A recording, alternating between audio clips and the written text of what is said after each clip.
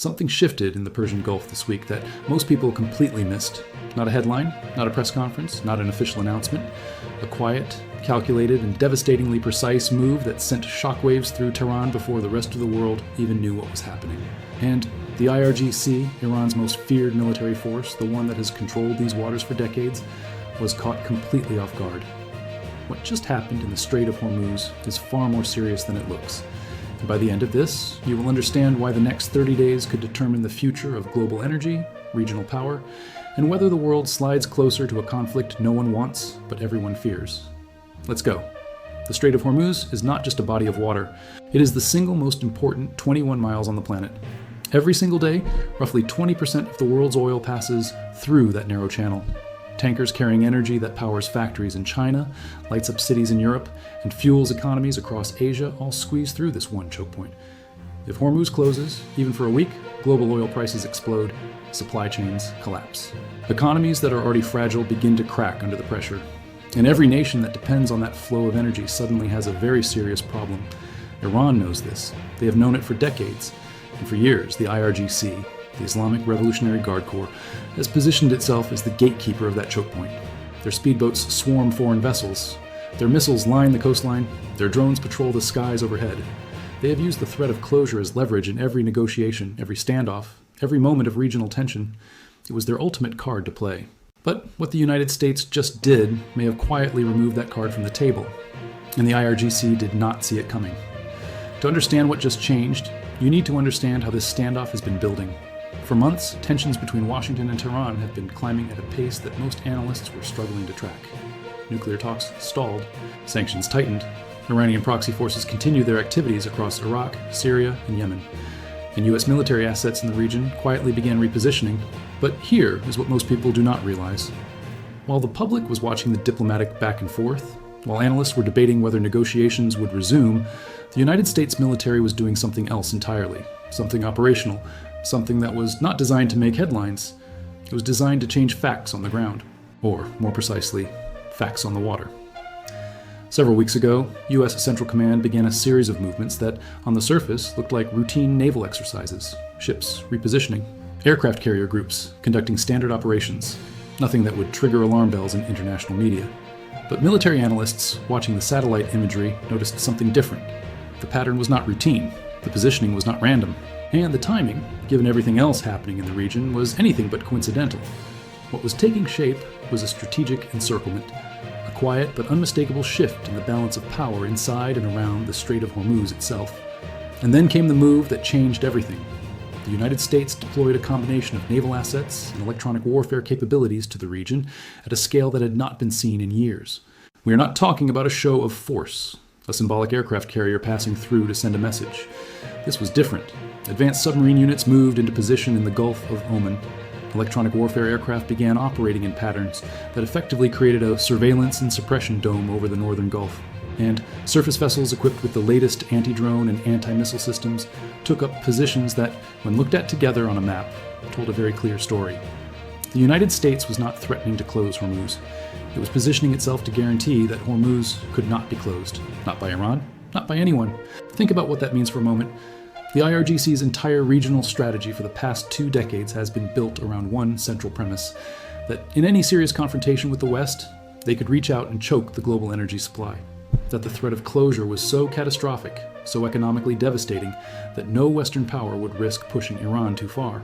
It was their deterrent, their insurance policy, their trump card.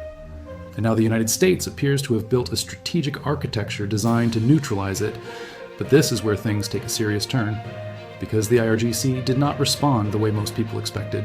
When the US made its move, when the repositioning became visible and the scale of the deployment became clear, many analysts predicted an aggressive Iranian counter-response, speedboat provocations, drone harassment of commercial vessels, hostile radio communications with tankers passing through, the kind of asymmetric pressure Iran has used before to signal its displeasure.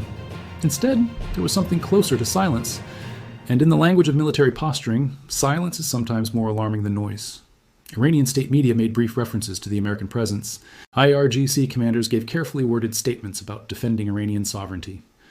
But the operational response, the actual movement of forces, the positioning of fast attack boats and coastal missile batteries, was noticeably restrained.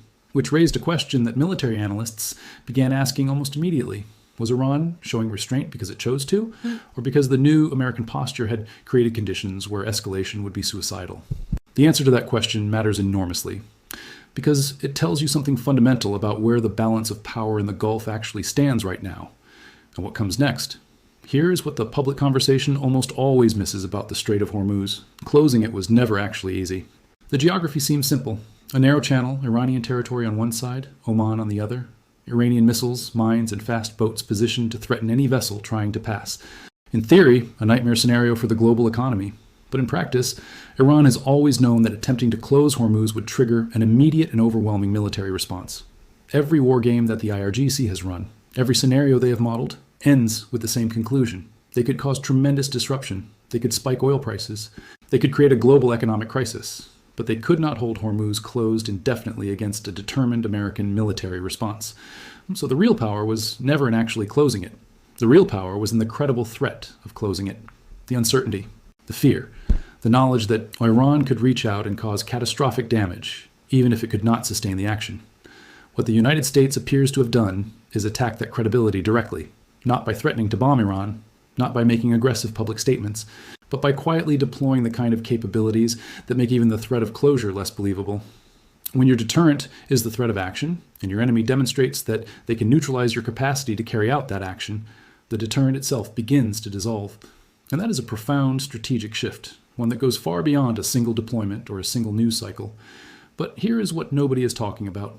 Inside Tehran, this moment is not just a military challenge. It is a political crisis. The IRGC is not simply a military organization.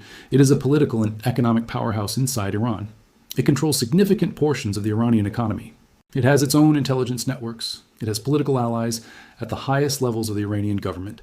And its entire institutional identity is built around the concept that Iran cannot be bullied, cannot be cornered, and cannot be stripped of its strategic leverage by American power. For decades, that identity was backed by the credibility of the Hormuz threat. If that credibility is now in question, the internal political implications inside Iran are significant. Hardliners, who have always argued that confrontation is the only language America understands, are now facing an uncomfortable reality. The confrontational posture has not produced leverage. It has produced a situation where American forces have repositioned to neutralize their primary strategic card without firing a single shot. More moderate voices inside the Iranian system, those who have long argued for a diplomatic path and economic engagement with the world, are watching this moment carefully because it creates an opening, a moment where the argument for a different approach becomes easier to make. Whether that opening leads anywhere, whether the political dynamics inside Iran allow for a genuine recalibration, that is the question that will define the next chapter of this standoff. And what happens next is anything but certain. Meanwhile, in the broader region, this moment is being watched with extraordinary attention. Saudi Arabia, which has spent years navigating the dangerous space between its American security partnership and its need for a stable relationship with Iran, is watching. The Abraham Accords countries, Turkey, Qatar. Every Gulf state with stakes in regional stability and global energy markets is studying this development and drawing its own conclusions. China, which has spent years building its relationship with Iran partly on the assumption that Iranian leverage over Hormuz gave Beijing a useful card to play in its own competition with Washington, is recalibrating. Because if America has genuinely shifted the strategic reality around Hormuz, the value of that Iranian relationship as a counterweight to American naval dominance diminishes, not disappears, but diminishes. And for Beijing, which has been methodically building influence in the Gulf through energy deals, infrastructure investment, and the Saudi-Iran rapprochement it helped broker, this is a moment that requires careful analysis. The regional chessboard just shifted, and every player is recalculating. But step back for a moment, because there is something even larger happening here. This move by the United States did not happen in isolation. It is part of a broader strategic reassertion that has been quietly building for months. After years of uncertainty about American commitment to the region, after the chaotic withdrawal from Afghanistan, after multiple moments where American resolve in the Middle East seemed to be fading, something appears to have changed in the calculation coming out of Washington. The deployment around Hormuz, the increased military presence in Syria, the continued support for partners in the Gulf, these are not unconnected events. They reflect a strategic decision that whatever the domestic political pressures to disengage from the Middle East, allowing Iran to achieve regional dominance, to successfully leverage Hormuz, to use its proxy network without consequence, creates risks that are worse than the cost of engagement. That is a significant decision. And it carries consequences, because a United States that is actively reasserting its position in the Gulf is a very different strategic environment than the one Iran, Russia, and China have been planning around for the past several years. Every calculation that was made based on American disengagement now needs to be revisited. And that process of recalculation, happening simultaneously in Tehran, Moscow, Beijing, and across the region, is where the real drama of the next phase of this story will unfold. So where does this leave us? The Strait of Hormuz is still open. Tankers are still moving. Global energy markets have absorbed the news with the kind of cautious attention that sophisticated traders give to a situation that has not yet reached its climax. But the strategic reality around that 21-mile channel has shifted. The IRGC finds itself in a position it did not anticipate and did not prepare for. Not defeated, not defanged, but operating in a strategic environment where its most powerful card has been significantly weakened, where its credibility has been challenged without a shot being fired, and where the internal political pressure to respond is in direct tension with the military reality that reckless escalation leads somewhere no one in Tehran actually wants to go.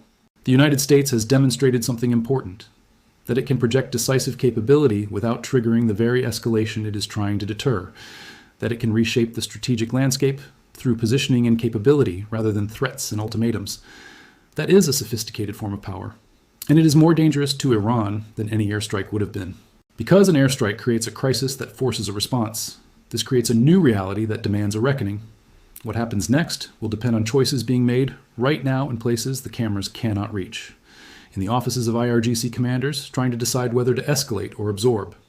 In the councils of Iranian political leadership, trying to figure out whether this moment calls for defiance or recalibration. In the situation rooms of American planners, watching Iranian movements with the tools of surveillance and intelligence that make the IRGC's every preparation visible in near real time.